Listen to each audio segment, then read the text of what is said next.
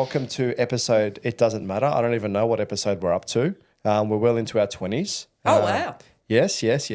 A lot of people thought I wasn't going to make it. Oh, including really? myself. No, I always knew I was going to make it. When you say a lot of people thought you weren't going to make it, were there Look, I'm making it sound like a lot of people are invested and care, but not many people do. Yeah. Let's be honest. I've got 85 people subscribed. That's, I don't know who these people Better are. than zero. I think my mum's made a couple of accounts and she keeps on watching the videos on YouTube over and over to help me. Yeah. No, she doesn't. But it's good once you get to 20. Hopefully now I don't stop and I keep on going. Yeah, but absolutely. we're going into different ventures. But I didn't bring you all the way out from the northern. Where do you live in northern beaches? North Sydney now. North Sydney. So I didn't bring you from North Sydney down to sunny, Penrith down to because you're up there. All the way out here to the Wild West to talk about, people wanting to see me, make it or not make it. So it's good to see you again. We haven't seen each other in a number of years. I consider you a very good and dear friend. And, we got this interesting relationship. It's like brother and sister in a way. So it's good to see you.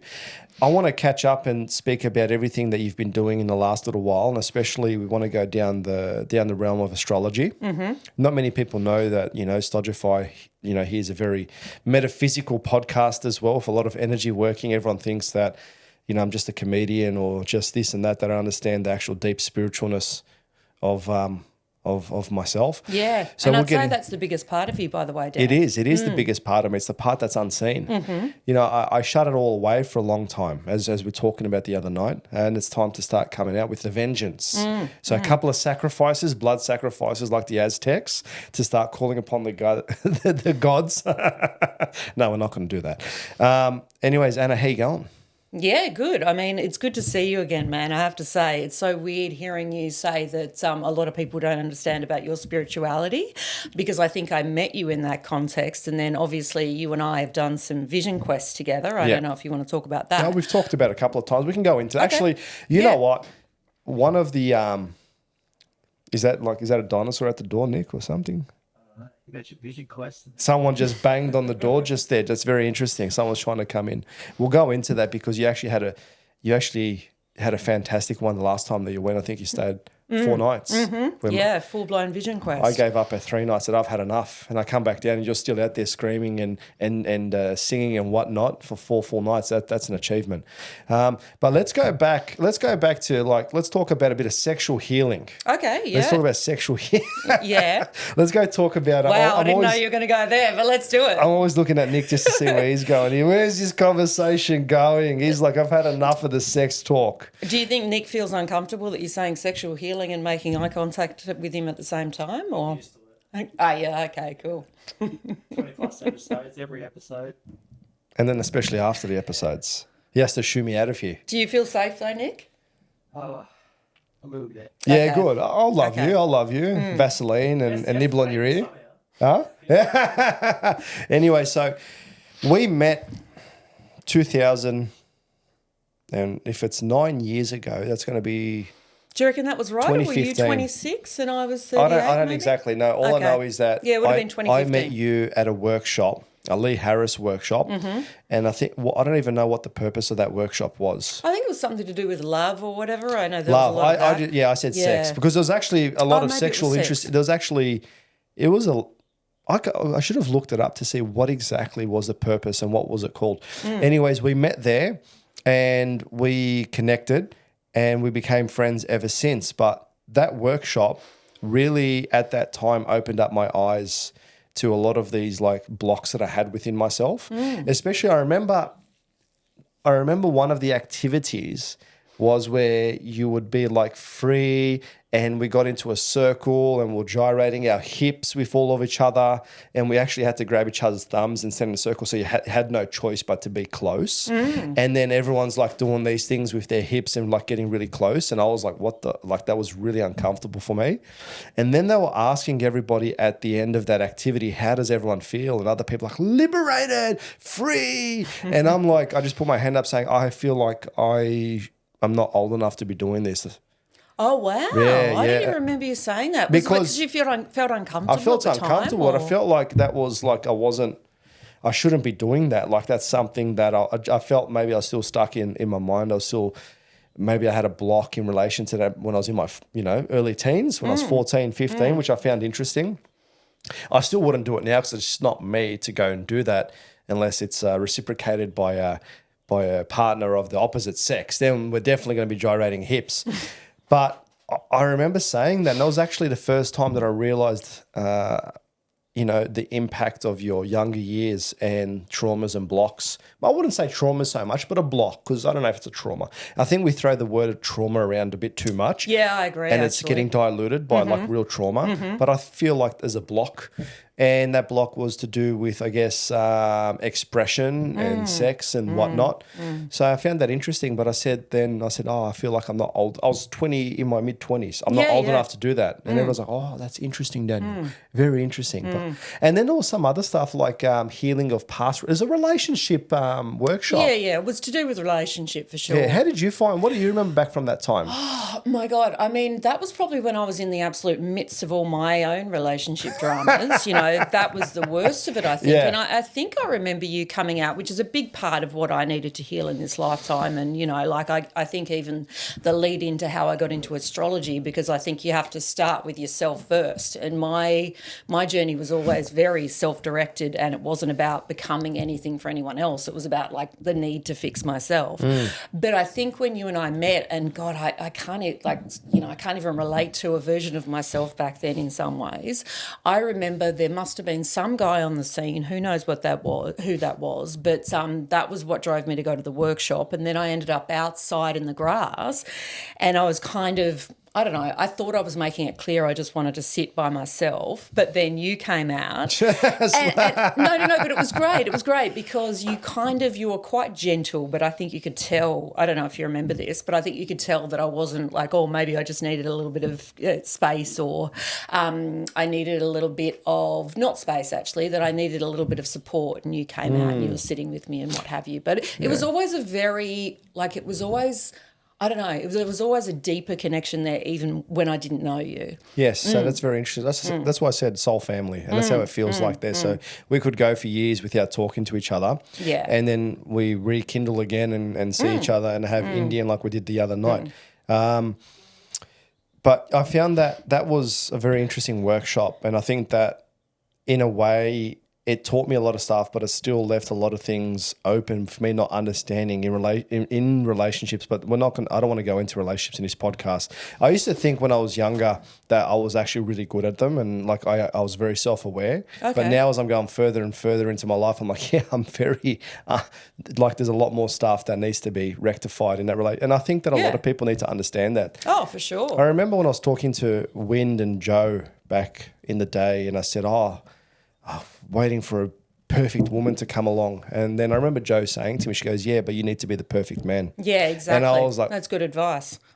And I was just, and really thinking to myself, I was like, and now I understand that. I really understand that. But anyways, just forget about the relationship I'm not here to talk about me, all right? I am quite curious. I just want to pick up on that one thing, that when you said you're waiting for the perfect woman, but you need to become the perfect man. Yeah. What does that look like for you, being the perfect man, and where do you think you are in that kind of process? Definitely not the perfect man. I'm still deconstructing all of that. Yeah. And working. Yeah, you go backwards before you go forward. You have to, especially I was doing all of that before my Saturn return, because we're going to bring everything back to astrology. Yeah, and for sure. I know that when you go through your Saturn return, it's 28, 29, 30, and it lasts for a couple of years. I think that it can last for a long time until you actually learn the lesson that you need to.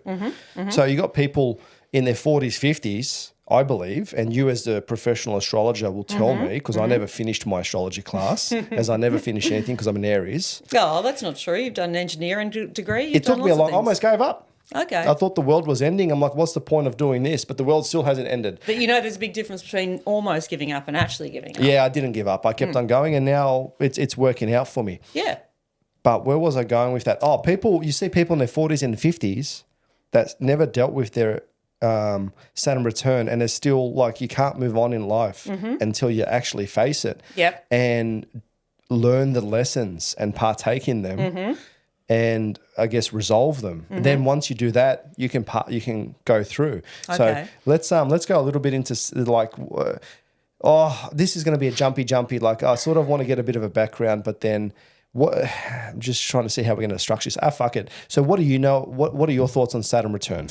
Well, my thoughts on Saturn return is Saturn, I suppose in general, is about climbing the mountain. It's the hard taskmaster. It's usually an area in your life where you have some sort of a restriction to begin with. So, for example, somebody could have, I've got my Saturn in my 5th house, and the 5th house is to do with all things that bring you pleasure.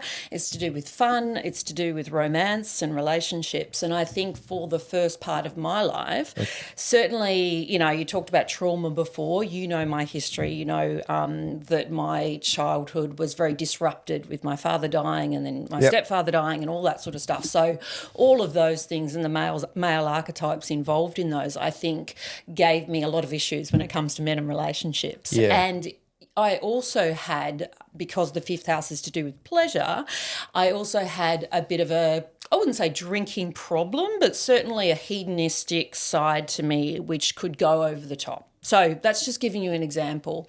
Having Saturn in the 5th house, there were lessons to learn around being able to have some self-control when it comes to substances and pleasures, but also the beginning of my romantic relationships were very troubled. Yeah. And coming back to what you were saying before about becoming the perfect man, I realise now that I was drawing those people to me and I contributed in more than just 50% to the way that those relationships went down. So there was a lot of difficulty. I guess Saturn, you could say, in early life is around difficulty, but it's all about turning that around and then it becoming your strength. So it's one. Where's your Saturn? Do you remember? Is where it on your laptop? Yeah. I can have a look at that. Bring it up. We're going to go into it. Do you remember where? So when Wynn passed away, that I just stopped everything. So I forgot literally just put a block on all of that stuff. Okay. So if I go to my chart here, so I go to myself. I've got your chart up, I think, somewhere. So my Saturn is in the 7th house and it's in all right. Capricorn. Well, that's really interesting because Let's talk about that. it's got a similar theme in some respects. And I believe it's opposing my moon in the 1st house. But you know what, mate? I'm just going to get your chart up because I did have it here. But This is the only time on the Astrologify podcast that we're going to allow any type of technology like this and to have a bit of a break, you know, because it's old school here. We pay cash only. Okay, all right. Well, I mean, I can shut my laptop. No, if you want. hey, Okay. listen, hey. Just calm remind me down, of all right? Calm down. your details, your date of birth. Yeah, Oh, here we go. there you go. Oh, maybe I'll Just look on the phone there. Yeah, all right. Okay. But coming All closer to the mic. Yeah, Coming yeah. closer All to the right, mic. sorry. So Saturn in the 7th. So 7th house is all to do with one-on-one relationships, Yeah. which is so interesting that you started off talking about the Lee Harris podcast and relationships, because maybe talking about that for you as a part of, you know, where you're at in your life at the moment. So when you've got Saturn in the 7th house in Capricorn, it is going to, your early relationships are going to be one-on-one relationships. So it can be really good friends, it can be family members, but mostly it's romantic partners. So Saturn in Capricorn, Saturn rules Capricorn. So in some respects it feels at home there, but it brings you back to the traditional or the most pure sort of meaning of Saturn, which is about climbing the mountain. So you can understand that anything that starts off difficult and you have a commitment to resolving in this lifetime, you've got to go through a process to get there. So you're 34, for me that's very young, and you've got, and like, I guess well, let me ask you, where do you think you're at with relationships now? Still immature. Okay. Yeah. All right. Well, Saturn is the opposite of immature. So Saturn is about maturity, and I wouldn't say immature, no. I would say that I've still got a lot to learn in regards to that. Perfect. Well, that would make sense, because one of the things that we didn't touch on earlier is in your late 50s, I think 56, 57, you actually go through a second Saturn return. Yes, you do. Yeah. So very few people master their Saturn by the time they're 29, but hopefully you have some sort of a turn in the right direction, if only acknowledging that you have those issues in the first place, because it takes a lot of life before we can see where we're at with things. But are you listening to something? No, I'm listening. No, that's fine. There's I can hear some noise outside. It's not that. I can literally something just popped into my mind that we'll talk about later in relation to resolving some stuff, which I think is important. That's okay. Continue. Yep. No, that's okay. So Saturn in the 7th house, ultimately what does Saturn want? Saturn wants if I saw that in somebody's chart, it wants a long-term relationship because it's about going the long haul. So it wants to get married and stay married for the rest of, you know, I don't believe in splitting up. Once you make that dedication, get married, I don't believe in breaking up. We can go for a divorce. No. It's not like that. I'll put chains on you, put you in the back. No, we're not going to do that. That's incorrect. But I'm just trying to be a bit funny. I don't believe in once you've committed to have breakups. I don't believe in that. Yeah. Well, Saturn will give you that staying power. So Saturn in Capricorn in the 7th house, you will have staying power. When you meet, if you've met the right person already, or when you meet the right person, Saturn in that house would tell you that you have the ability to go the long haul with somebody. So that's really good.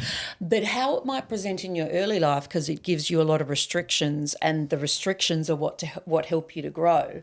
I think that's what people misinterpret. People who know a little bit about astrology, if they can see a challenging transit or something that might be a bit difficult in their chart, either coming up or natally, they immediately freak out and go, oh my God, this is going to be a bad thing. But actually, you need challenges to grow. Of course you do. Any chart that, a lot of the times when you look at a chart that doesn't have a lot of challenge in it, it's just all flowing trines and what have you, it is somebody who just stays complacent because things just kind of work out for them. So there isn't the impetus for growth. So maybe that's a really good way to put it, actually. Where there is Saturn, there is impetus for growth.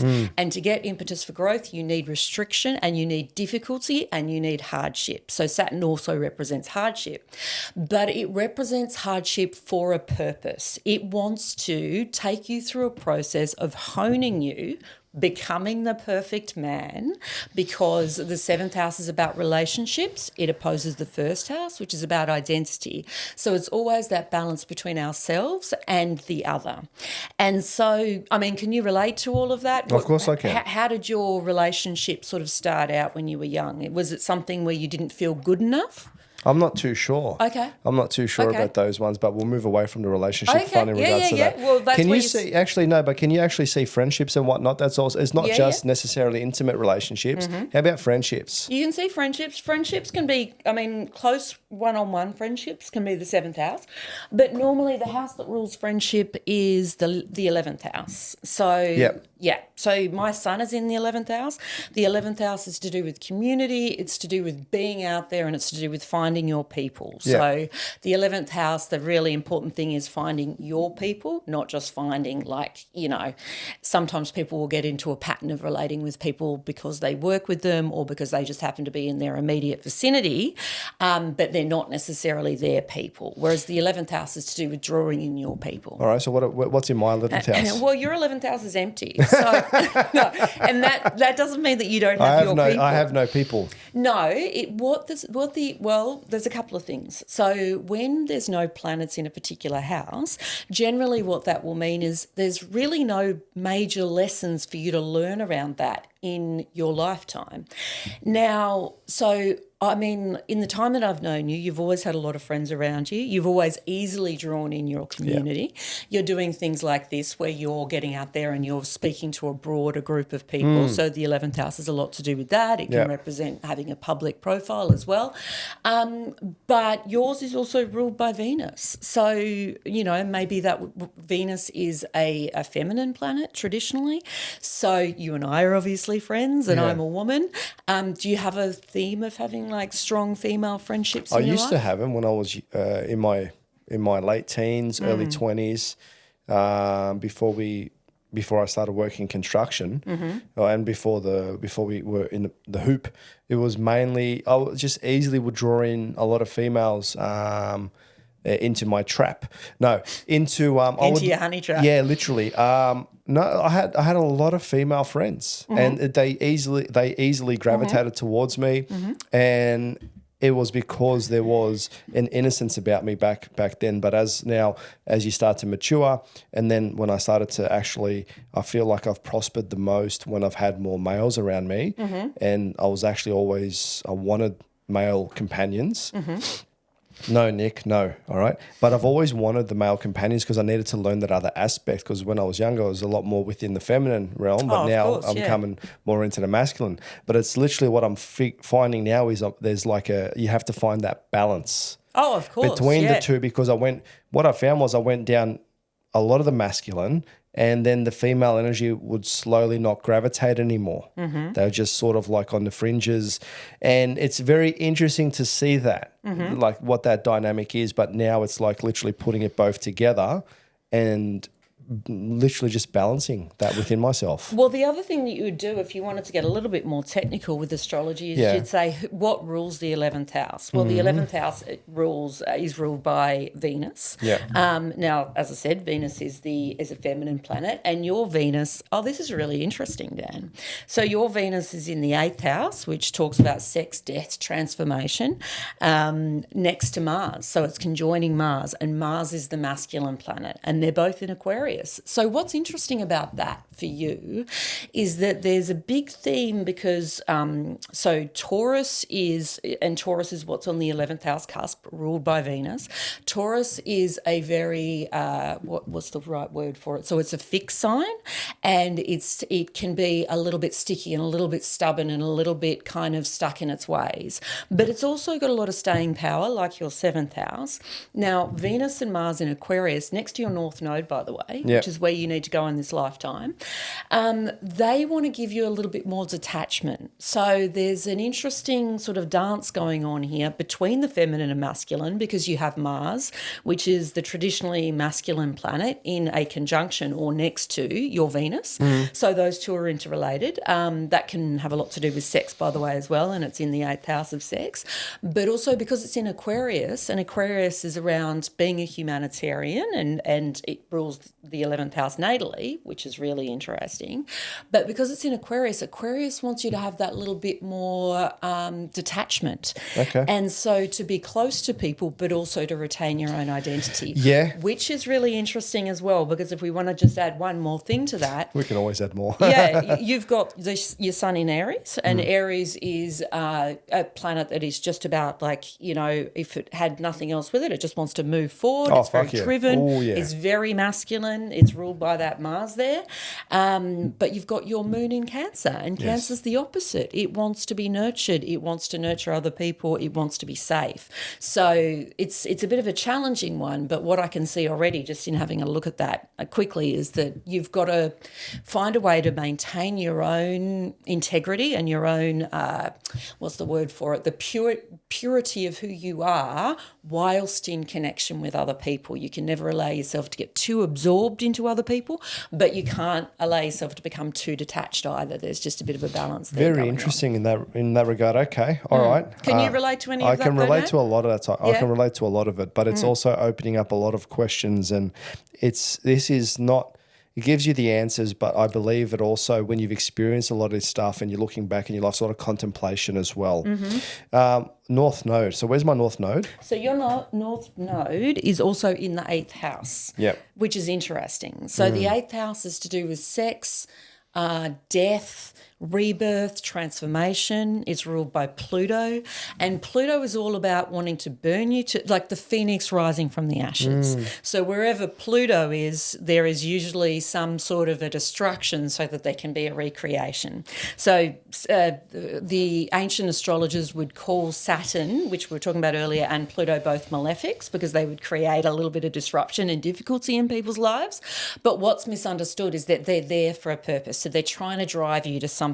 They're trying to drive you to the best version of yourself, but to get there, you need to kill off all the versions of yourself that you had previously that no Interesting. longer work for you. That's very interesting. Yeah, so your North Node's in the 8th house. Now, that is, the 8th house is very shamanic as well. So interesting talking about Vision Quest before, because it would be very much about, like, if you think about a Vision Quest, you are going out in a mountain, you are without food, you are like dancing so that you're wearing yourself down physically, you don't have a lot of water. The whole idea is that it breaks breaks you down so that you can be there at the pace of nature and have some sort of breakthroughs around your own consciousness and journey. So that is very much in line with your life path. And the North Node and the South Node sit at opposite ends of they oppose each other. And the South Node is what you came in with, which is a really important gift of yours, but the North Node is where you need to go in this lifetime in order to achieve your life, your destiny in a way, and it will make your life a lot easier.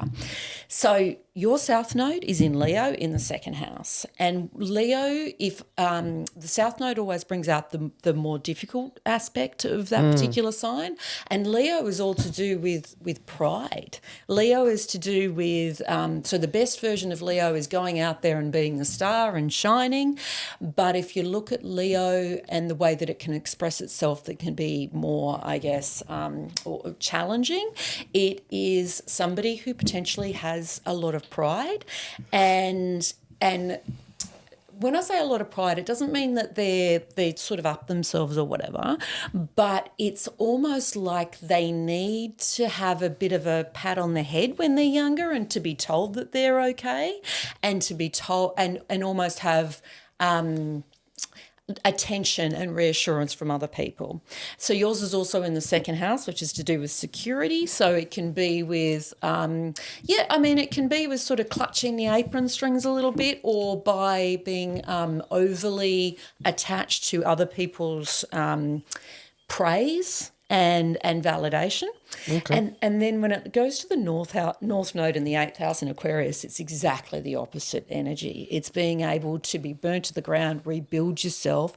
And again, in Aquarius, it's to do with being a humanitarian. It's Aquarius rules the Uranus, which rules Aquarius, rules the 11th house natally. So it's about doing things like that and being able to talk to a broader group of people. It's kind of, if I was to be really brutal about it, it's about getting over yourself and thinking about your broader mission and putting your focus on what is it that I'm trying to achieve for my community and for the world, as opposed to making it about getting as opposed to it being about yourself.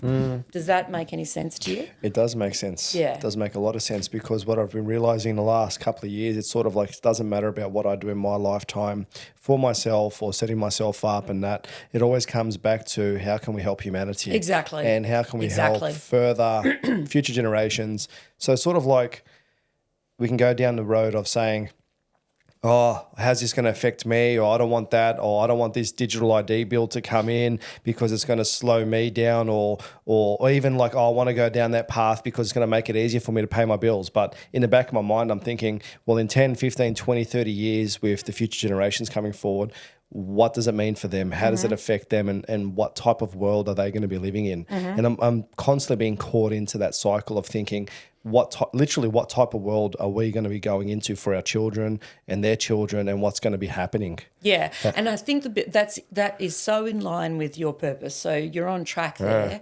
And the only other thing that I would add to that is never look for somebody else to tell you you're doing a good job or that you're okay, or make it about yourself and your own profile. I think if you can take your focus off that, and put it on, what am I providing to my community? How am I helping people? All the things that you just said. Well, it's becoming mature as well, because of course, in my younger years, even at work, it's like you'd always want to be told that you're doing a good job. And I think everyone needs to be told that they're doing a good job. Yeah. I don't need that anymore. Now I know I'm doing a good job by getting the results and seeing how things are tracking along.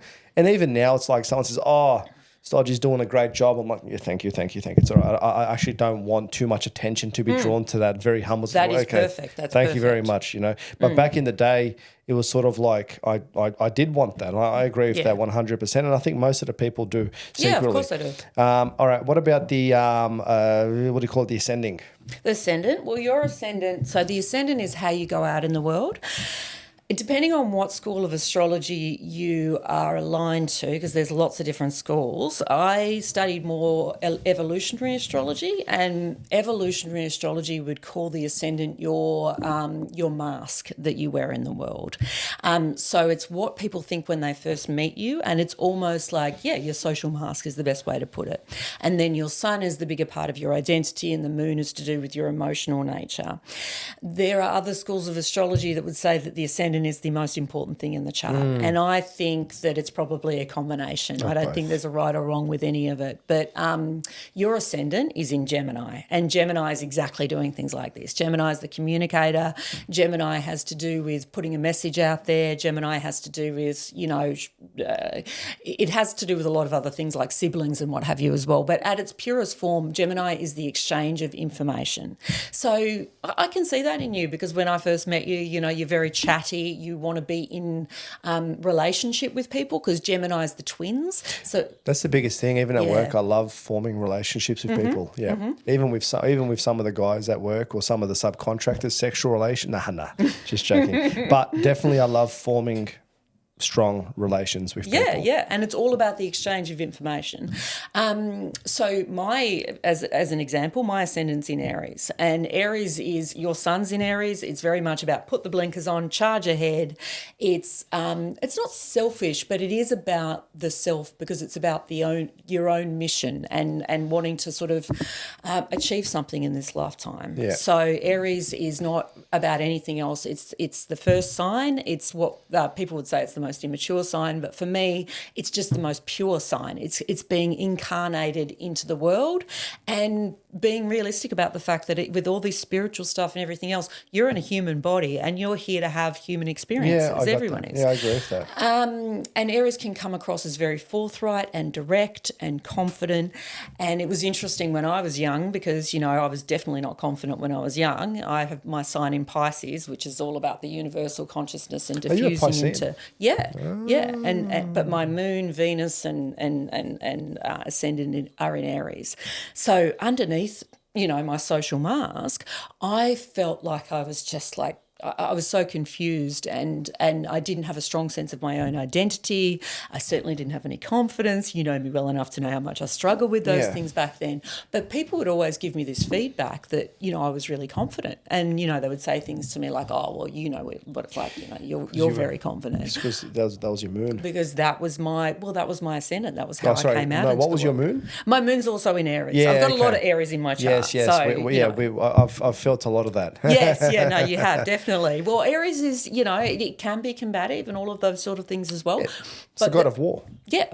Well, exactly. Mars is, exactly. But then Mars and Aries go hand in hand. Exactly. And also just to add to that, so Mars is, if you've got an ascendant in Aries, Mars, like whatever the ruling planet of that ascendant is, that is the ruling planet of your chart. So really, really important.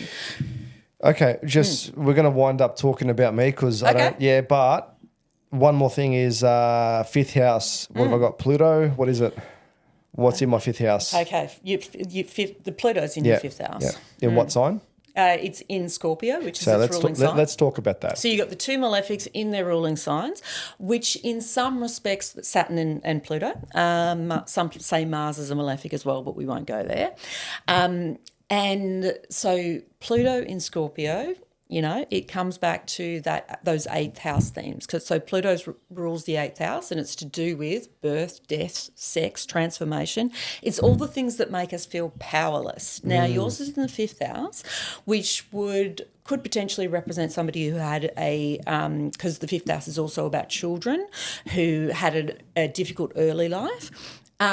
Or somebody who has a lot of romantic obsessions. Fifth and the seventh houses are all about relationship. The fifth is more to do with romance and those early stages of relationship.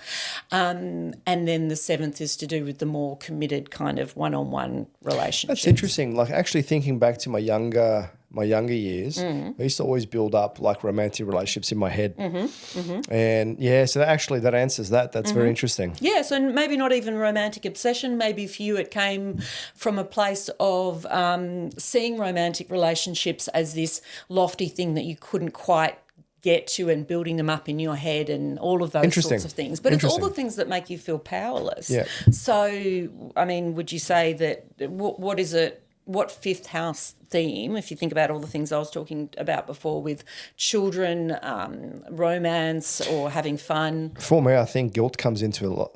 Guilt. Well, Guilt. Pluto's very much about guilt. Yeah, guilt. You have Always a lot of felt- guilt in romantic relationships. Look, all claims are alleged, okay? Nothing's proven.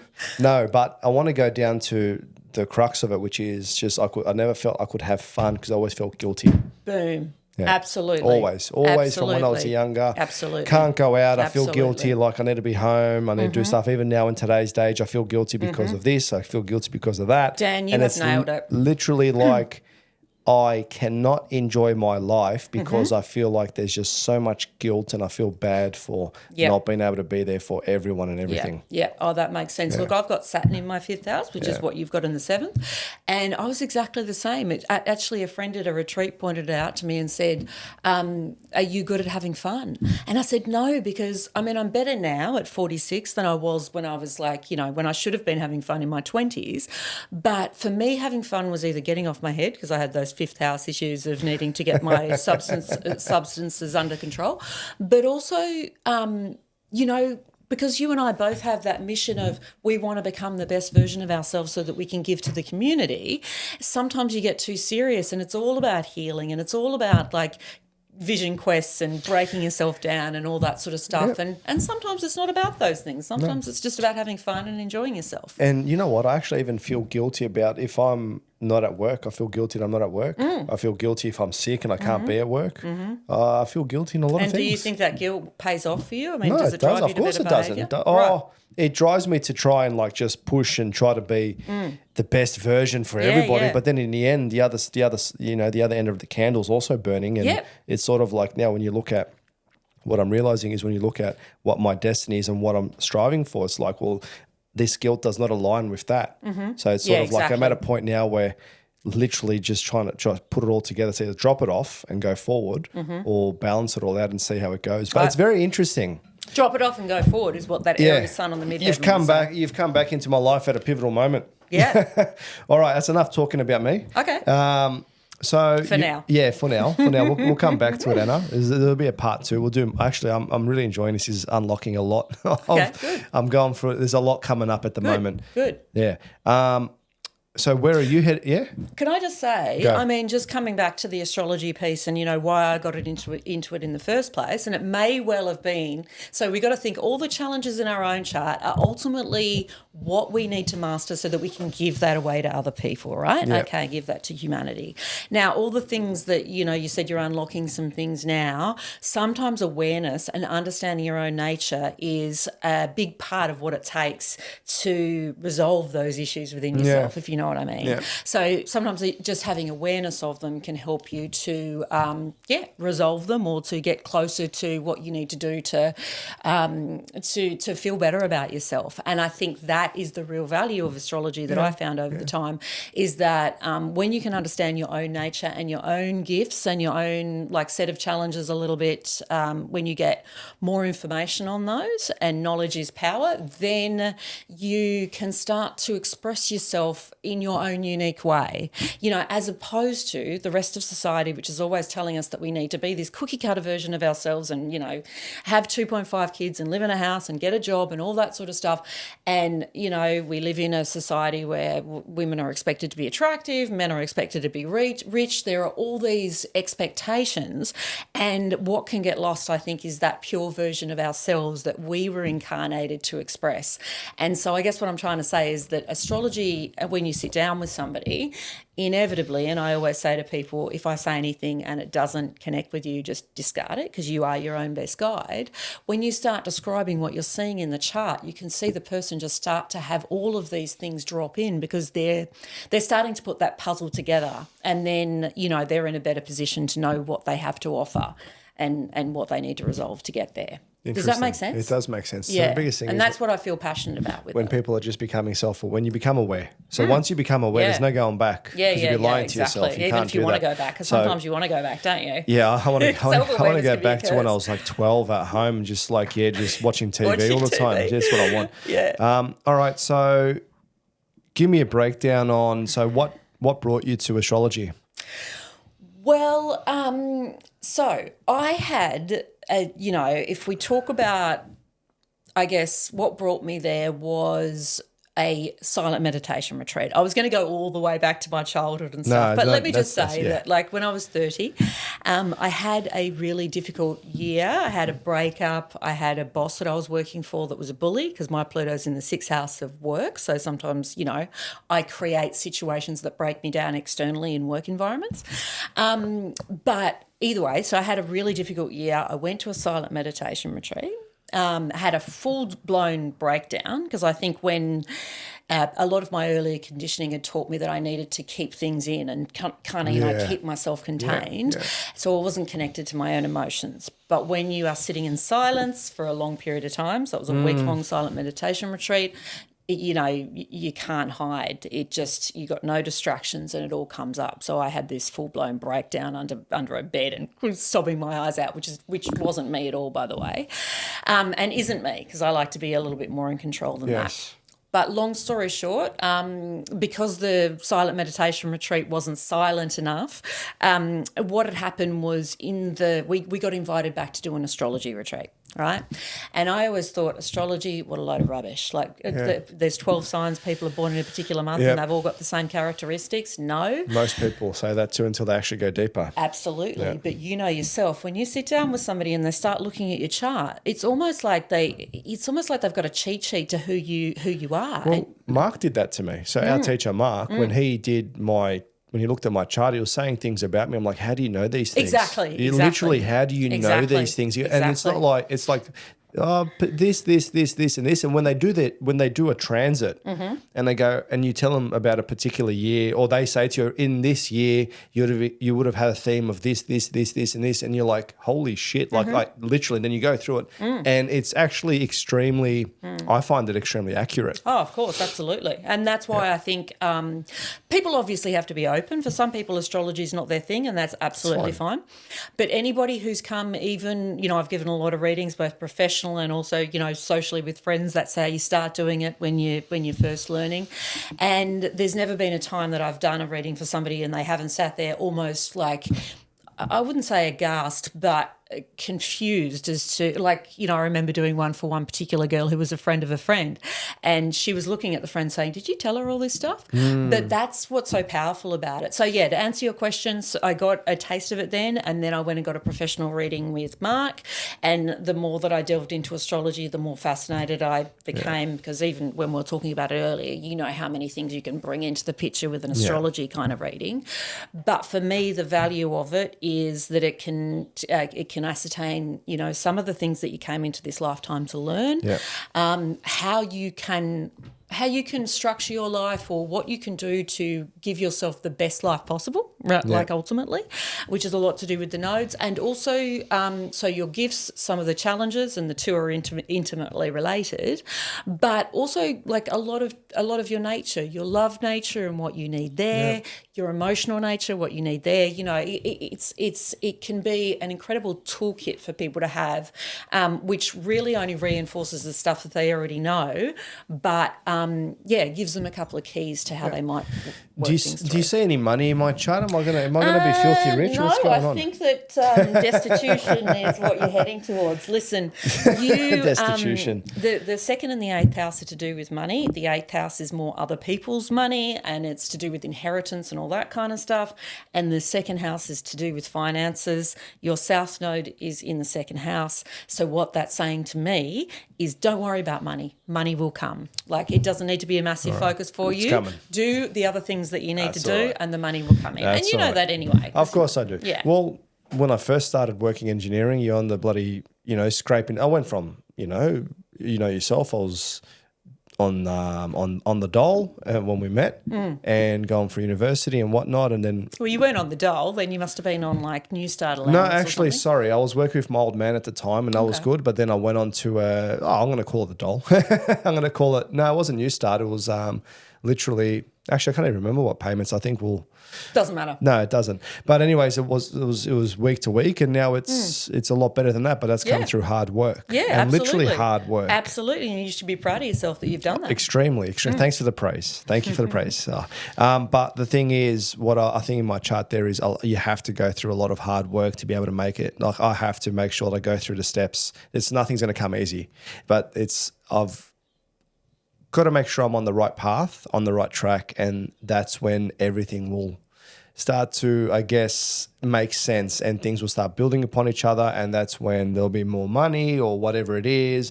And basically, I feel that my path is just to make sure I think this is with everybody, but I'm going to say this about myself. I have to align with my life path and what it is that I'm here to do, and I can't just have a basic life. Yeah, absolutely. I would agree with that. And that's why I know this podcast and the things that we're doing, that's going to be helping with that. I don't know if it's going to be, the best podcaster in the universe, but it's definitely getting me to a point where it's, I'm starting to see, well, what else is there? And I'm starting to get closer to the North Pole or to, the true north. So it's very interesting. But because when we met, we started to talk more about astrology. We started to do astrology together. And then through just life, we sort of separated a bit. But the thing is, from that point, where did you go and what happened? Because you actually started having quite a prosperous career as well. Yeah. So let's run through that because I'm actually genuinely interested. What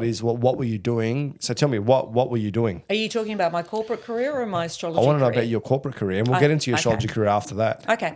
All right. So my corporate career was interesting. It was never anything that I planned. I did an English lit degree because I love words and books and all that kind of stuff. And then I ended up getting into I worked in London in a magistrate's court doing temp work in my early 20s after I finished uni. And then I went to Perth and I got a job in a call centre. And anyway, this is a lot of backstory, but long story short, I ended up in a communications role. So from communication, and communications is a strength of mine. I've got Jupiter, the planet of expansion, in Gemini, which is to do with communications and exchange of information. So I got the gift of the gab in that way when it comes to corporate, right?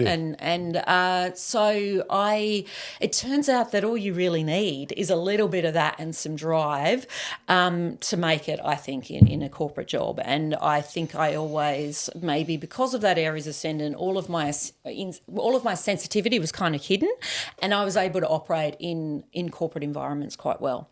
So the last time you and I saw each other, which was probably when I was, maybe around 40, 41, maybe, might have even, about 6 years ago, I would have been I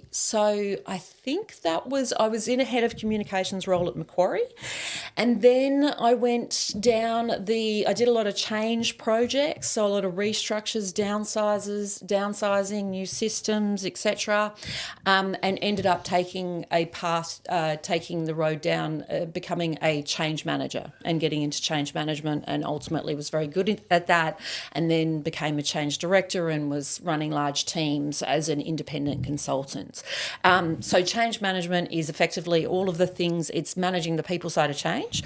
So if you, like, I work with a lot of leaders who might be, let's say, for example, one of my projects was doing outsourcing, right? So there were a bunch of roles that were going to be outsourced to an Indian outsource provider.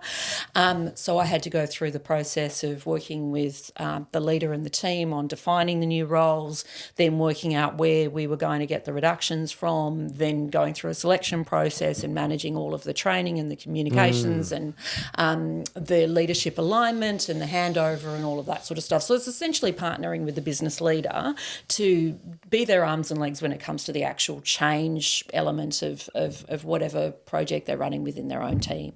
I don't know if that kind of makes sense. It does make a lot of sense, because what I want to get to from that, so that's what I was always trying to figure out, that change management. So how do you think that, or from there, so now we know you're going into astrology, so we'll talk about that jump. But I want to say is, obviously you want to help people through astrology, but then also you can see that they're going through a lot of transformation. They're going through a lot of change. So it's sort of like your corporate career and what you've been doing there. Puts you into a role where, say, can you take what you've learned from that to actually to actually help people on a one-on-one through going through not so much restructuring a company, but restructuring your whole life. 100%. And I think my whole life really is about transformation. And in order to get there, though, I had to be broken down first, you know. So I genuinely think that nobody... I don't know, this is a big statement, but I don't think that people can go out there. Okay. Yeah. Well, I think you have to go through your own shit in order to be able to help people through theirs. You know what I mean? Like, otherwise there's no relatability. Perhaps there are people that are able to help people that don't go through their own shit, but I wouldn't necessarily trust them or have any interest in working with them, because I want to have... There's empathy that only comes through, you know... Experience. Yeah, exactly. And experience. Life. And being humbled and broken down. And having a Saturn return. So a lot of the...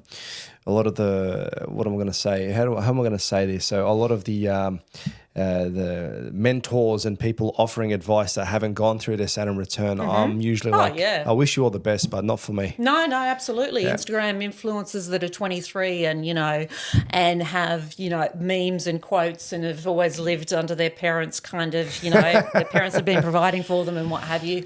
I don't dispute that they may have a message to give to the world, or they may have a genuine intent to help. Of course, I believe that, yes. But whether they could do that in a really transformative way, I don't know. But coming back to what you were saying, it's really interesting. If we're going to talk about it from an astrological perspective, Mars is my chart ruler. My Sun's in Pisces in the 11th house, which is about being in the community. And I have and Uranus is the planet that rules Aquarius that we were talking about before. It rules astrology, and it's all about the revolutionary and what have you. Anyway, that's a really long way around saying I've got something called a grand trine, which goes up to my sun, which Uranus and Mars together, breaking structures down and building them back up again. And I think that can apply to both my corporate career and also you have gone through that. Stuff. So are you still interested in your corporate career at the moment, or where are you going and what are you doing? Well, I mean, my corporate career, so I just finished off a contract. I've been doing it independently for a long time. I did try last year to do astrology full time, and I went a certain way down that path for a few months, and then you know, I got a little bit of a golden handcuff / golden kind of ticket through being offered a corporate contract through a contact that I had. And the funny thing is, Dan, as much as I love the astrology and working with people one-on-one, and there's something about that makes me feel like I'm on purpose with my life, essentially, and I love seeing those little moments of recognition in people.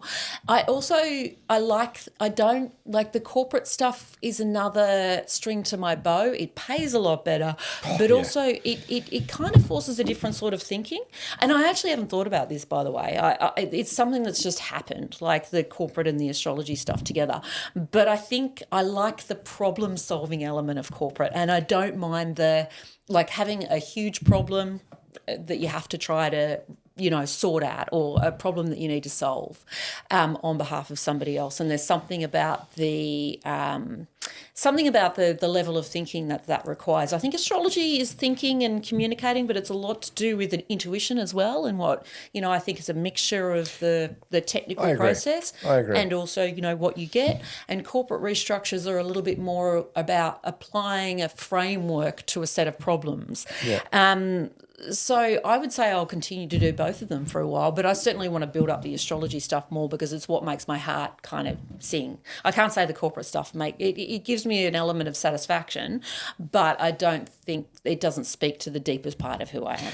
When you're doing these restructures and working within a corporate, do you actually go to think to yourself, okay, full moon's coming up, it's in there's a lunar fucking eclipse, grade 31 trine, this, that. Do you start going through and saying, okay, yep, that makes sense, this is going to happen, or this situation reminds me of this and these people here. So do you do that in the back of your mind, or do you just go full corporate and you forget about everything else? Oh, no, I don't. I mean, I never forget about anything else. It's all always there sitting under the surface. But you mean when it comes to corporate, do I apply also my astrology skills? Absolutely. Yeah. The minute I start working with someone, so I lead Just teams. get everyone charts. Exactly. Give me all your charts. I will start stalking them. Like, I'm really good at finding people's date of birth online.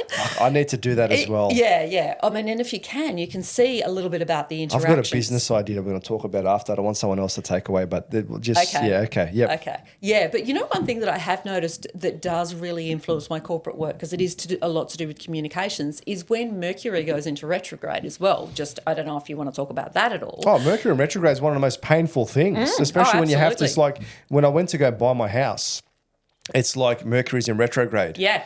You don't want to be signing any contracts. Don't fucking sign the contract, but you have to sign the contract.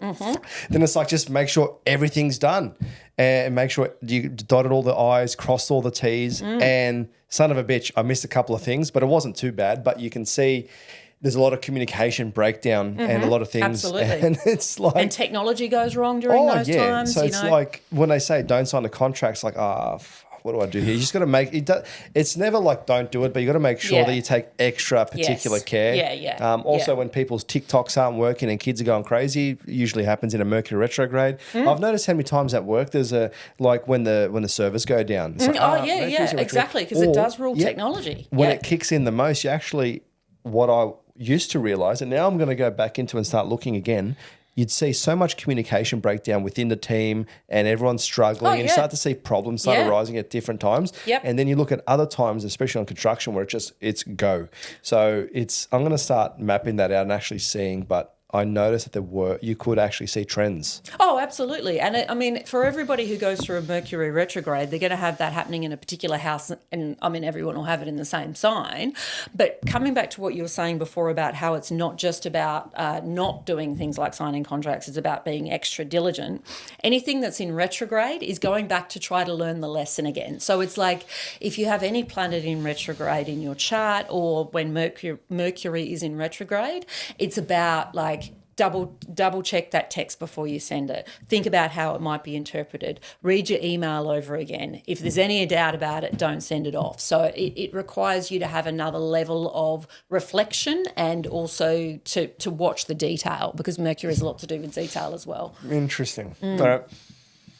But yeah, to answer your question, astrology is such a powerful tool. It is. And I definitely, as soon as, I put it under the guise of I want to celebrate your birthday, but when I have people that I'm hiring. And what time? I have a look at their date of birth. I know where they were born. I may not have their time of birth, but if I find out they're in any way open to astrology, I'll very quickly find that out. So Definitely. And also making teams. You know, when you're making teams based on like all your different, there's all these different tests that you can do. Another one is like just imagine in one team if you get like 4 Aries together, unstoppable. But then also there's a lot of probably things in the back end and it doesn't get finished because Aries usually takes a while for them to complete a task, but also there's things that are missing. So it's interesting. Or you put like one Aries and a whole group of Cancerians. God help that person, he's probably going to quit. So it's interesting to see that you can actually also build teams in astrology. And a lot of people don't believe in it, but I don't really care about that. I know for myself that I've seen it enough times that, you know, I'm invested in it, especially the fact that I never finished my last level, which was synastry, relationships. Well, synastry is all to do with, and this is what I was talking about, getting people's charts. Obviously, I put them up against my chart because even if you don't have their time of birth, you can kind of see some of the interactions.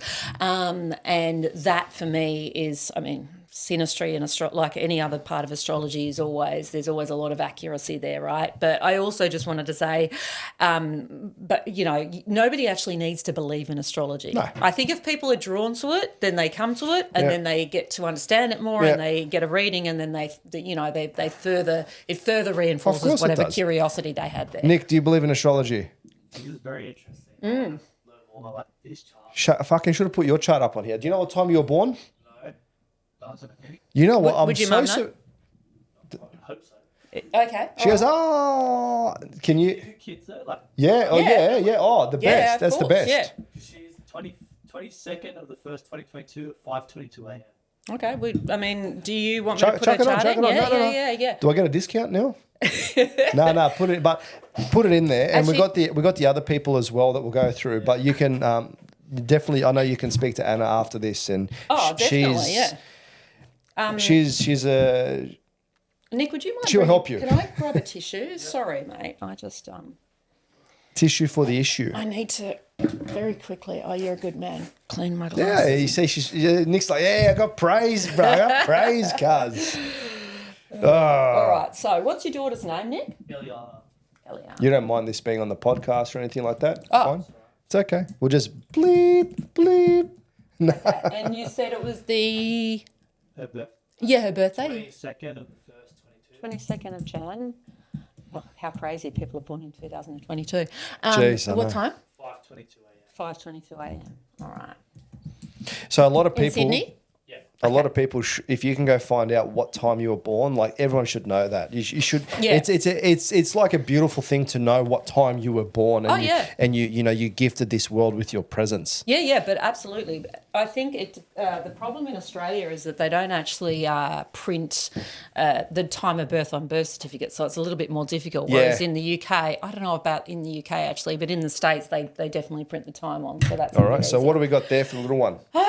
all right. So her sun is in Aquarius in the first house. Wow, next to Pluto and Mercury in retrograde. How old is she now? She'd be 2.5, right? So is she speaking okay? And she had all of that at the regular sort of times and okay, all right. So somebody with their sun in Aquarius in the first house, we talked about Aquarius before when we were talking about Daniel's North Node and where he needs to go in this lifetime.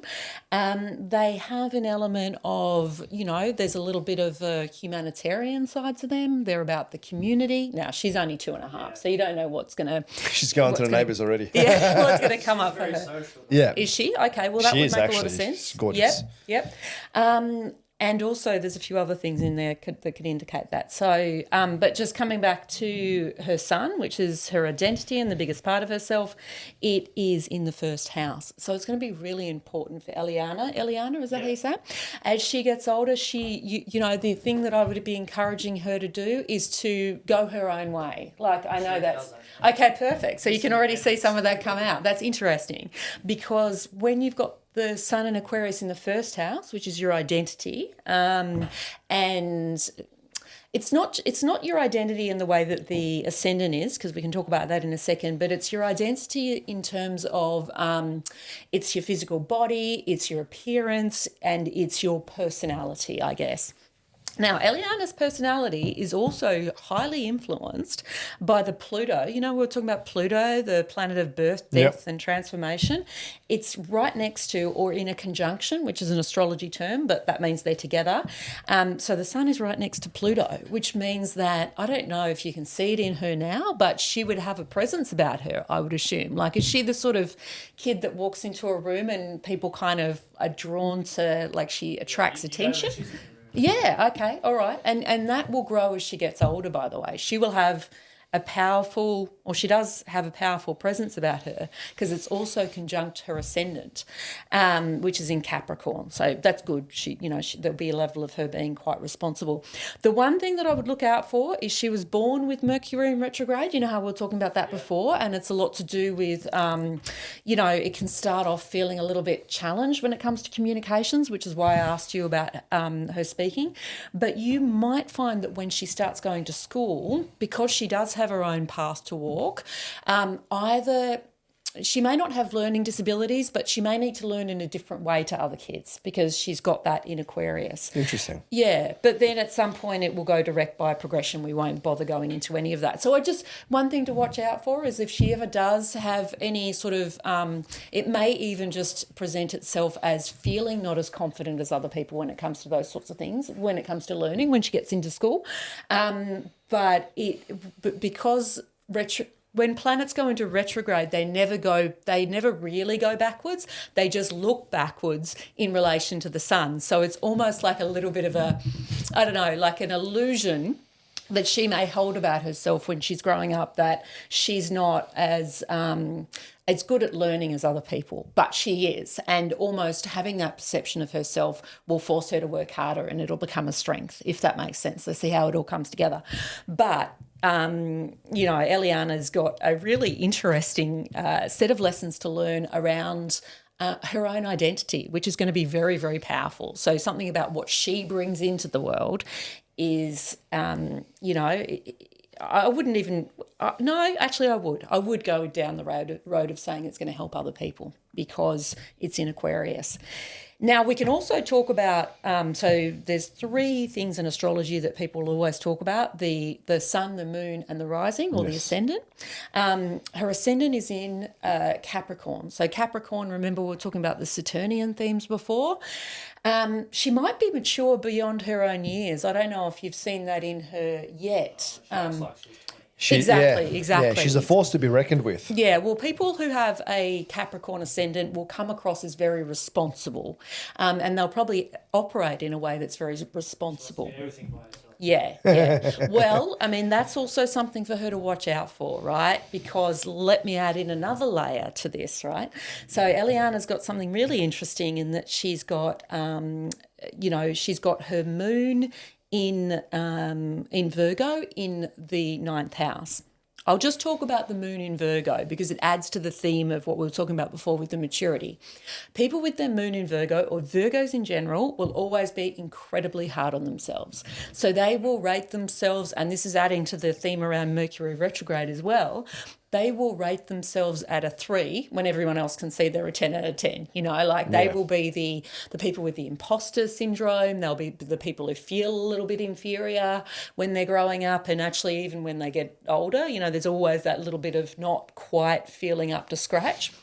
But again, it's an illusion. So as her dad, what I would say is if she starts to become self-critical as she gets older and she's holding herself to an incredibly high standard, just remember, Eliana, it's not that you're not as good as everyone else or you're not as good at that thing. It's just that you've set your bar here.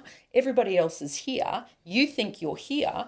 And by default of feeling like you need to work harder, you're actually going to end up overtaking everyone, if that makes sense. It's like people with their moon in Virgo, because they doubt themselves so much, they feel like they have to work harder, and by working harder, they become better than everyone. My mum's got a moon in Virgo, and that's exactly right. And watch when they get emotional, they'll start cleaning the whole house, and they want to put things in order. But I just want to close that off because the reason I said it with the Capricorn ascendant I'm not just saying it. This little girl has got something to do in the world. I mean, we all do, but she's got a very interesting chart. I could talk about it forever, but she has also got her moon in a trine to her ascendant, so they're working together. So there's something about her nature which is quite integrated. But what I would say is that she will be mature beyond her years, which is not a bad thing as a dad. I don't think she's going to be the sort of girl that's out there, coming home at 2 a.m. when she's 14 or whatever, which is a good thing. So there is an element of being mature beyond her years, and there's a big theme in her chart of probably being a bit too hard on herself. But it's not because she's not good enough. It's just an illusion that she holds about herself. Does that make sense? Yeah, that's interesting. I recommend that you and Anna have a discussion. I'm not trying to say not on my podcast. I'm just trying to say afterwards and go do a proper reading, full reading, transits, even for yourself. Find out. It is life changing and helps you understand. Only if you want to, Nick. He is. Look at him. He's just staring. But it was interesting to see how Nick, like we're talking about his little one, he's just this pure love was coming out of him just another layer of understanding his daughter. So I think that's fantastic for a lot of parents out there to understand their children. Yeah, and I think the main thing is if you know somebody has a tendency to rate themselves at a 2 when really they're a 10, then there is a lot that you can, like you as her dad, because, dads and their daughters, it's a very important and special relationship. You just need to keep saying to her, no, Eliana, when it does happen, and inevitably it will, it's, you are just supporting her and encouraging her to see that she's naturally really hard on herself, and it's not a bad thing, but that she shouldn't trust her own inferiority complex if it comes to that. But it's a good thing for her. She'll be a hard worker. And she'll probably keep her room really clean. I don't know if she does that already, but okay. All right. Well, I mean, she's going to be a hard worker on the Better Media. As she gets older, because she's got that moon in Virgo, she'll like to have things organised, and I'm sure that will change. That's fantastic. Yeah. I really appreciate that. Thank you. But yeah, I really recommend. Everyone should, and even people listen to this, they probably, if they've continued this far, good on you. If you haven't, well, then you're the first lot to die off when the Earth starts to lose oxygen. No, but everyone should, I believe, get their chart done. If you can't, go find the information as best as you can. Yep. And if you don't know what time you were born, you can speak to Anna, you can speak to other astrologers. there are people out there that are quite gifted to be able to tell within what range you're born, which is crazy. Yeah. You need about a 2 hour, like it'd be good. I mean, you can do, you can find out, you can kind of try to identify somebody's time of birth by looking at some different houses and themes and what have you. But you ideally want to have like a 2 hour window or something that you think they may have been. Of course, that's very important because the moon travels fast and that's actually got a big impact on it. Yeah, of course it does. All right, so moving on. Let's get you know what? Let's get a couple of charts up on the screen here, up on the Stodgify TV, my TV, with the Better Media plug on top. Fucking, of course, it's his studio. So I've cut out the names. I've asked one of them permission, the other one I haven't. But that's why I've cut out the names. Just want to double check whose this was. What are you doing, mate? I thought you said you were cutting out the names. The name's not there, is it? No. Yeah, cool. So let me just double check to see who this person is. But what do you see with this chart? Well, I mean, the first thing that I'm drawn to is that they have the moon and the sun in the 12th house. And the 12th house is the house of the deepest unconscious. It's ruled by Neptune. It's the Pisces house. And it is to do with 12th house themes, especially when you're younger, might play themselves out as a lot of loss. So the 12th house will pull things away from you so that you can be stronger without them. I don't know whose chart I'm talking about here, but if it's a female. It's a female, okay. A lovely female too. Okay, all right. So this person is still quite young, so they'd only be 18, I'm guessing, 1996, 28? I'm just trying to think. No, not all there. They're going to be in their mid-20s. Mid-20s, okay, all right. They're in their mid-20s. So what this person might find is that, do you know if their mother's still alive? Yes. Just out of interest? Okay, we don't need to go into that. But, my mum's going to die. No. It may not be around death, but the reason I asked about their mother is that they've got the moon in Cancer. Yep. Cancer is the sign of the mother, and it's in the 12th house. So to me, the first thing that I would say, looking at that, is that there might have been some issues early on with, her mother and the way she was nurtured and what have you. Could be. Yep. Could be. I don't know, but could be. Well, I'm going to ask her after this because I'm going to make her subscribe to the podcast, watch the whole thing, give a couple thumbs up, and then no. I think that's a good way to do it. Really, She's got a lot of trines. Okay, what trines are you seeing? Sorry, you got a lot of triangles in there. So a lot of triangles. So what do the triangles represent? The triangles are to do with, there are aspects in astrology. There are more challenging aspects which have to do with things that, squares. Squares and oppositions are the biggest ones. Yep. And squares and oppositions, as I said before, challenge is not a bad thing, but challenge means that you're going to be faced with some restriction or some blockage between you and where you want to go in. That's triangles. No, that's to do with the squares and oppositions. Okay, what about triangles? Well, that's to do with an easy flow of there's a couple of triangles in there, so it's a nice easy flow. Yep. But you can also see their Chiron and the South in Node. The third house. Yeah. So what about their Chiron? All right. Well, Chiron in the third house. You know how we were talking before about next daughter and her having Mercury in retrograde in the first house, and I said maybe when she's young she might either have some learning difficulties. Doesn't have to be major, or see herself as not as smart as some of the other kids when she's young, and it will just be a thing when she's young. By the way, Nick,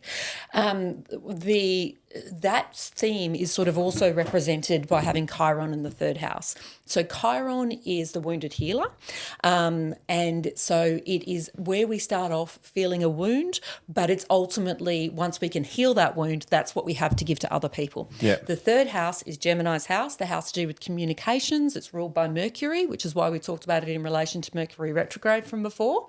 And it's next to the North Node, which is where she needs to go in this lifetime. North Node. So, that is North Node. Sorry, it's not the South. The South's up the top there. Yeah, no. I always get it mixed up about which way they're facing. Yeah. Okay. Well, the North Node is the one that's facing downwards there. But so Chiron in the third house in Libra. So Libra is to do with balance. It's to do with friendship. It's to do with balance, I suppose, more than anything else. And somebody with Chiron in the third house, I'd say, would start off and the third house is a lot to do with intelligence as well, right? Which is why I've got my Jupiter and Gemini in the third house, because I'm obviously really smart. No, I'm only kidding. So the Chiron in the third house would represent somebody who maybe didn't feel when they're younger that they could express themselves clearly, all right, because it's ruled by Gemini natally, not in this instance, but the third house is to do with those Gemini themes. So they would either start off feeling like they cannot, and it's to do with learning, so either they'd start off feeling like they weren't as good at learning as other people, or maybe they weren't as good at communication and what have you. And you could find somebody, because Libra, when played incorrectly, can be a people pleaser. And so you might find somebody also who feels as though they compensate for their perceived lack of intelligence and ability to exchange information with being a bit of a people pleaser, but not necessarily. Where's this person going to in life? Well, so funnily enough, North Node is where you want to go in this lifetime. So one of the things, and it's also in the third house. There you go. So coming back to what we said before, healing the wound first. So for this person, it's particularly important because their North Node is next to it. It's almost like they need to get so good at friendship, which is to do with Libra as well. All the best sides of Libra: friendship, peace, balance, equality, and also third house themes of exchanging information. So you remember when we were talking about Nick's daughter before, and we said because she has a little bit of that feeling not quite good enough when she's young, she's going to work harder, and therefore, because she was never, like, it was never true that she wasn't good enough, but she believed it. Yep. So she's going to work harder to compensate, which means she's going to end up here when she's trying to get to just the baseline. And I truly believe that, by the way, Nick. The same thing with this person with their North Node. Yep. It's like she'll be so challenged when it comes to either learning or themes of the third house to do with communication and exchange of information, that she will try to resolve that and overcome it, and by overcoming it, she will become a master at it. And that's kind of how it all comes together. Amazing. God bless. So I think this person will definitely resonate with that when I show them, after they've liked my podcast, and I'll show them this. Yep. Nick, next one. Hey, nothing's for free anymore. I want to start growing, all right? Yeah, let's do it. Is this the next one? Yes, it is. Oh, okay. Interesting. Yeah. That's what I thought when I saw this one too. Okay.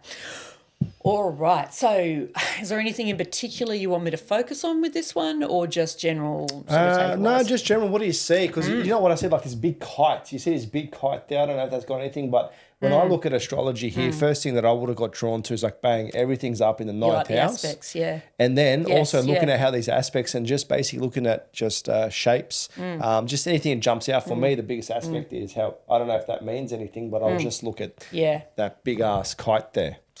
It's funny because it's all kind of down. And it's all pointing. It's all pointing to something. It's all pointing, obviously, down to her. To this another female. To the south node down there, and then also it's all pointing up to what is that? That's the Venus. The Midheaven. Or the Midheaven, but also which is the Venus is on the Midheaven. Yeah. So I don't know. Am I wrong to say that? No, I think that's absolutely right. Thank you for the praise. One other thing that I was actually drawn to. No worries. There was one other thing. I was genuinely drawn to those things, but there's one other thing that I was drawn to as well, which is her Saturn in Pisces in the first house there. But let's talk about the Midheaven, because we haven't actually talked about that yet. So the Midheaven, that's where you have your sun. That is your public. It's where it's your mission in life. You know, it's not your career. The sixth house is career in more of a day-to-day money-making sense, and the 10th house is to do with your vocation. Now you can see there that this lady has Venus right on her midheaven, conjunct her Jupiter. So let's break all that down. But I just wanted to explain what that point was that everything's pointing up to, which is your midheaven, to do with your career point. Okay, and it's opposite her IC, which is to do with the family, early life, deepest emotions. And she's got her south node there. So there's an element of this girl that she needs to move away from early conditioning with her family. Agreed. And be a little bit less connected to her family in this lifetime. Doesn't mean she has to get rid of her family, by the way. She is a little bit less connected to her family. Okay, Actually, she is. Good. Having a bit more of that. Sometimes like it takes a different environment in order to highlight different parts of yourself. Yes. And if you stay with the same people all the time, you never quite get that different mirroring. Yeah. I think that's what I'm trying to say is diversify and get away from, the people who gave you your first impressions of yourself. So Anyway, she has got like a massive stellium is what we would call it in astrology in the ninth with it all house. together up the top there, yes. And it's a really nice stellium, by the way, can I say, because I've never had, no one's ever said that to me before. so the reason I say it's a nice stellium is, you know how we talked about Pluto and Saturn being malefics? So they were seen by the ancients as malefics or more troublemaking because they bring that element of challenge into people's lives. But then there are also benefics, which are the planets that they see as being they're giving the gifts from the gods, right? They're more beneficial. And the two biggest benefics in astrology are Jupiter and Venus. Okay. Venus rules love.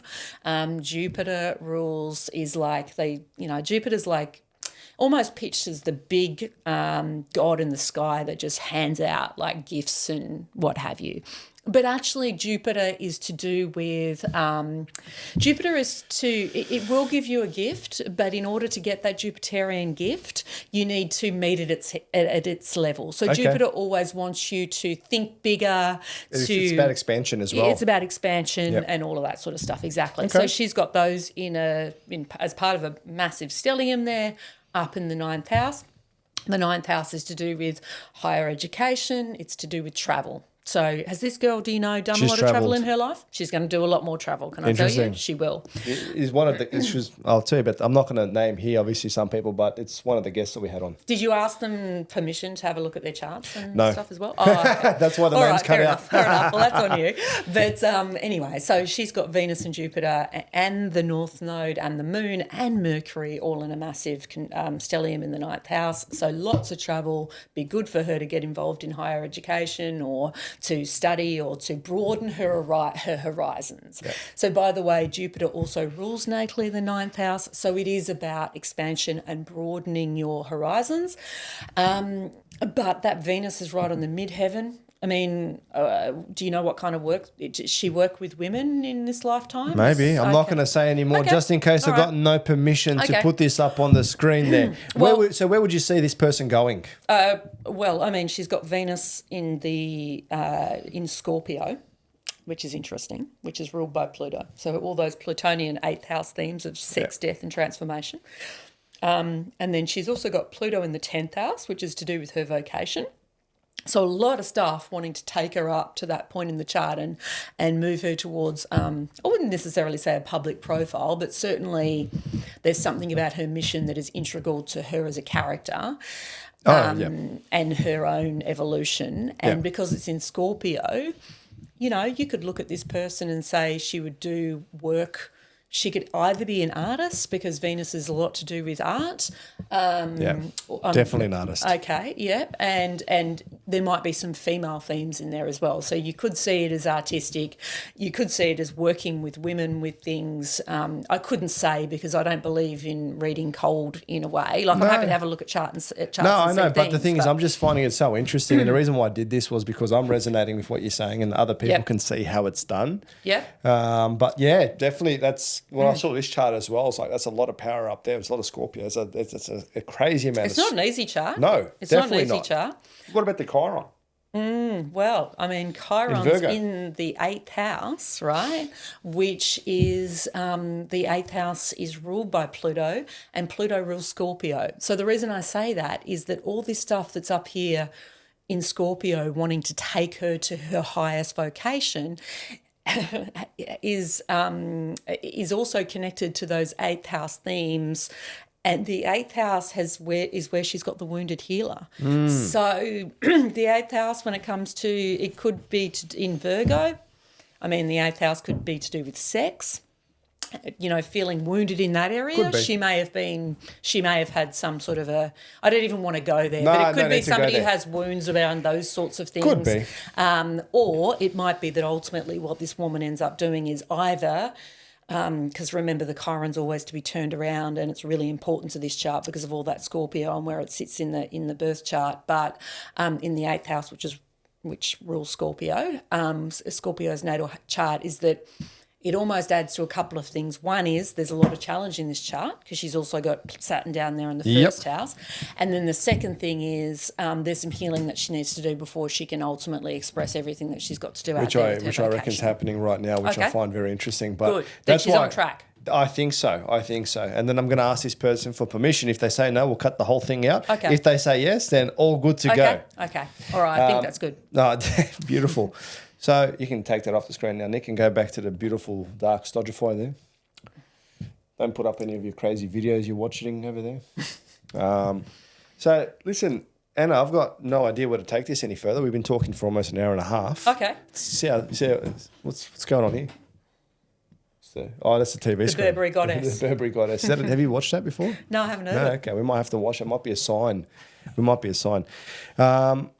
So do you offer readings and whatnot, or what's the go? Yeah, I do. I do readings. I mainly work with people one-on-one. As I said, my big mission in life is to help people to, first of all, understand themselves a little bit better, because as you said before, self-awareness is, the first step, but also then to identify their own unique gifts so that they know what they're working with and they can go out and confidently express that in life. Yep. And so just to quickly talk about my own Chiron, the wounded healer, that is in the first house. So I started off, it took me a long time to find myself and to, to feel good about who I am and what I'm offering in the world. And the reason I mention that in relation to readings is the kind of people I like to work with are people who I can say, hey, listen, like people who might need a little bit of a, they might need somebody to bolster them up a bit, but not in a cheerleader, mindless way, but more by saying, yeah, okay, all of these things that have happened to you in life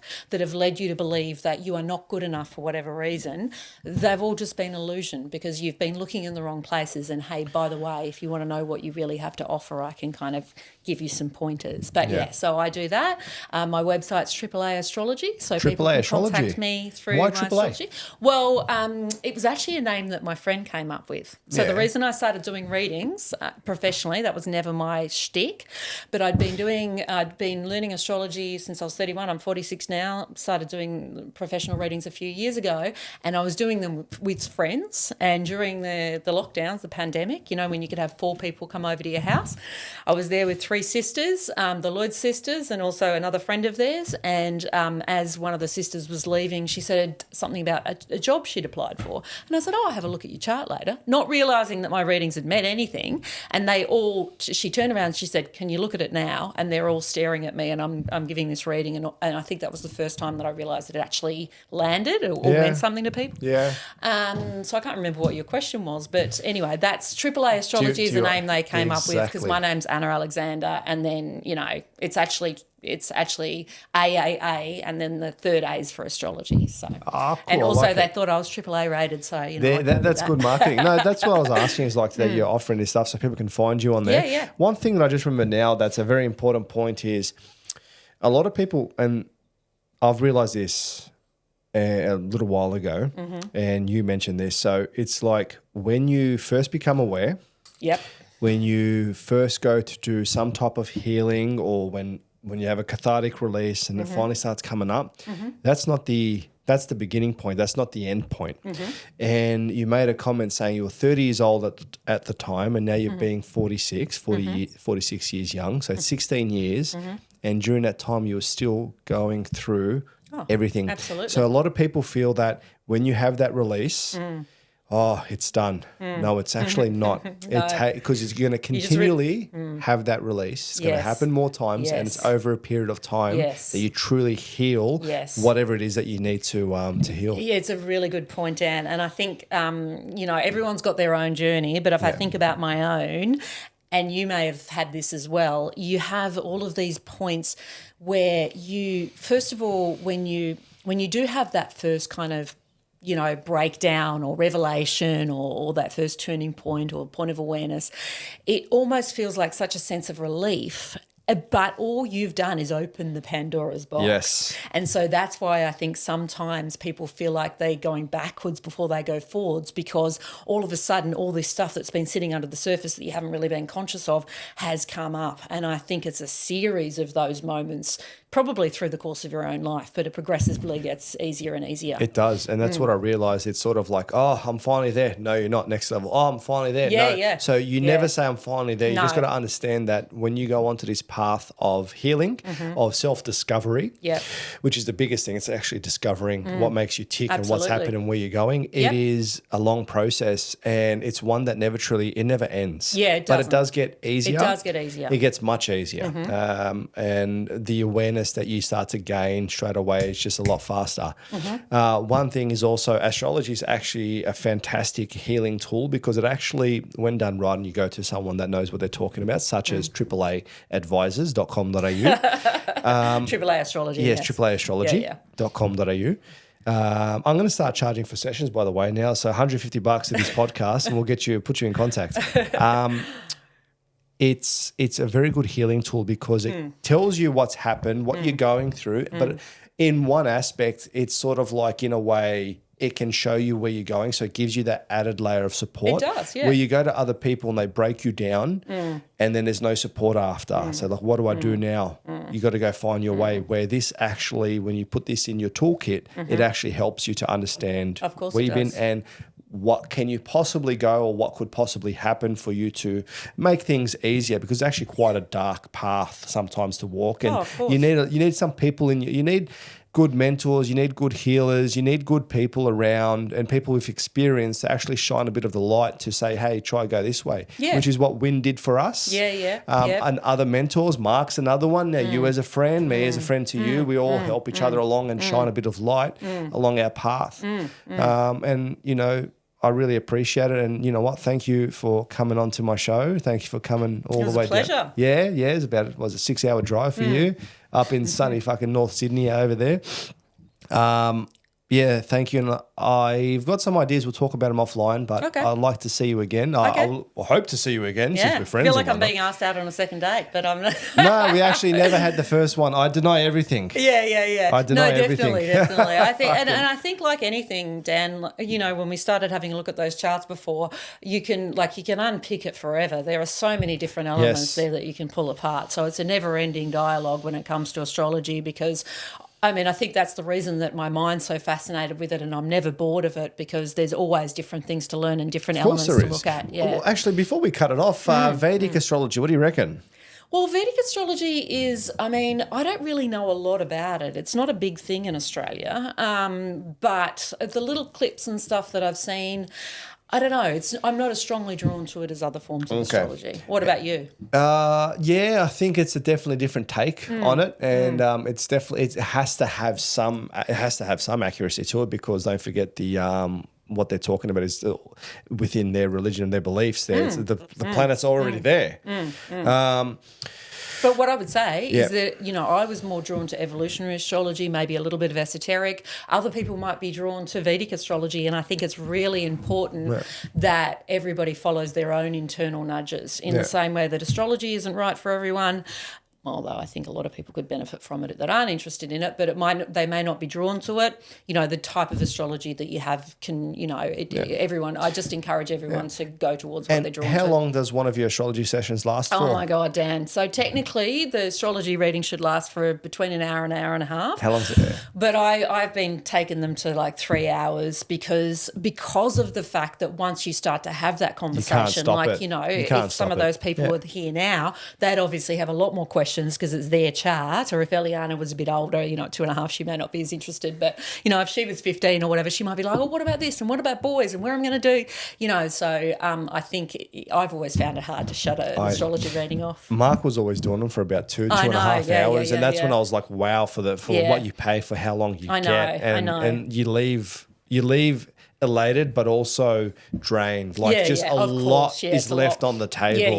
Yeah. And sometimes you have to, people will get to the point, especially if they haven't had a reading before, well, they'll actually say, I think that's all I can take in for today. Yep, okay. So let's say astrology readings go for an hour and a half, but allow 3 hours. Allow 3 hours. And do you do transit readings as well? Yeah. I mean, synastry absolutely. readings? I mainly do, I do some synastry readings. I think synastry is really fascinating, but I mainly do birth chart readings and year ahead readings, and so predictive readings. So looking at transits, progressions, and all of that those different things, because I think even when someone comes from a birth chart reading, they also want to know like what's coming All up right. for me. Well, I mean, does the Stodgify podcast have a birth date? Does it have a time that it was born? Absolutely. Well, So- you'd have to tell me what that was. Exactly. So I can have a look at it. What would it be then? What would it be? The first episode? Would it be when the idea drops out there? Would it, what would it actually be? Well, it would be, did you ever... It's not LL. It's not PTYLTD. So I never created all that. right. Well, that's usually when you would do it, the formation of it. But I think it would probably be when you actually decided that you're actually going to do it. Stodgify, it's happening. That might be the time or the inception or the birth time of Would that. it be when I actually said to myself, I would like, basically there was a time last year, New Year's or Christmas, and I just said, and I'm doing this. Well, And that was probably it. If that's what comes to you, that's probably what it was. interesting. All Yeah. right. So I got to go back. I don't know how the hell I'm going to find that information. Maybe it's in my journal or something. Okay, but I can have a look at it for you. Yeah, for so we sure. can see, is Spotify going to give me the $100 million contract next year? Let's figure this one out. Let's see predictive. Yeah. No, it's all good. Anyways, Anna, it's a pleasure to see you. You too. haven't aged a day. You still look Thank beautiful. you. Thank you very much. And I'll see you around again. Okay, Right? Thank sounds you good. very much. Nice to see you, Dan. Yeah. All right. See you, everybody. Bye. Bye-bye. Bye.